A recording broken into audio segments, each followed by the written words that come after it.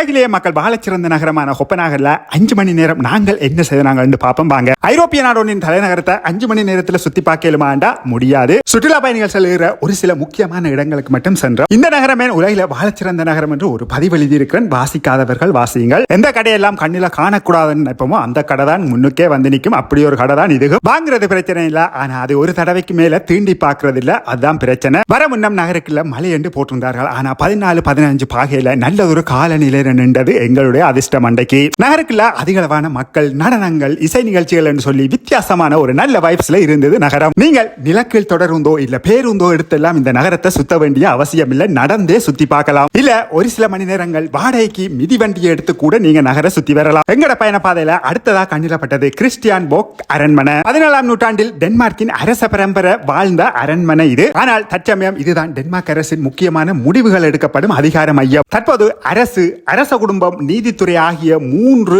அதிகார மையங்களும் ஒன்றாக சேர்ந்து இயங்குகிற ஒரு இடம் இந்த இடம். நான் ஐரோப்பாவின் ஒரு சில நகரங்களுக்கு திரும்ப சென்றிருக்கிறேன். அதில் ஒன்று இந்த கொப்பனாகன் நகரம். எத்தனை தடவை திருப்ப வந்தாலும் அழுக்காத ஒரு நகரம். அரண்மனையில இருந்து ஒரு 20 நிமிஷம் நடந்தா புதிய துறைமுக பகுதியை அடையலாம். நீங்கள் கொப்பனாகன் என்று கூகுள்ல தேடினீர்கள் என்றா பல வண்ணமயமான கட்டிடங்கள் கொண்ட இந்த படம் தான் உங்களுக்கு முன்னுக்கு வந்து நிற்கும். 17ஆம் 18ஆம் நூற்றாண்டுகளில் ஒரு துறைமுக பகுதியாக இருந்த இடம் இது. தற்சமயம் நகரின் முக்கியமான சுற்றுலா மையமும் இதுதான். 5 மணி நேரத்தில் கிட்டத்தட்ட 2.5 மணி நேரம் கடந்திருந்தது. கோப்பியும் விடாய்க்க துவங்கிச்சுது. முன்னுக்கே ஒரு கோப்பி கடை இருந்துச்சு. அது கோப்பி கடை மட்டும் இல்ல, ஒரு பிரபல்யமான ஐஸ்கிரீம் கடையும் கூட. ஏனது ஐஸ்கிரீமுக்கு பிரபலமண்டா உடனடியாக தயாரிக்கப்படும் அந்த கோனுக்காக சின்னவா ஒரு ஐஸ்கிரீம். நாங்க 2 பேரும் கோப்பி என்று அதில இருந்து கொஞ்ச நேரம் இளைப்பாரிட்டு அந்த புதிய துறைமுக பகுதியின் முழுமையாகவே 2 பக்கங்களும் உணவகங்கள் தான். வெளியிலே போடப்பட்டிருக்கும் இருக்கைகள் அங்கு பரிமாறப்படும் உணவுகள் என்பன. கோடை காலம் ஒன்று ஆரம்பிக்கிறது என்பதற்கான அறிகுறிகள். 3.5 மணி நேரத்தை கிட்ட சுத்திட்டோம். இன்னும் 1.5 மணி நேரம் இருந்தது. மீண்டும் திரும்ப மத்திய தொடருந்து நிலையத்துக்கு செல்ல வேண்டும். அங்கே இருந்து பேருந்து எடுத்து திரும்ப துறைமுகத்துக்கு போக வேணும். இவாக்கு இதுதான் வேலை. எங்க போனாலும் கைக்கு மாற்றுறது, காதுக்கு மாற்றுறதுன்னு சொல்லி ஒரு தொகையை கொண்டு வந்து வீட்டுல சேமிக்கிறது. நகருக்குள்ள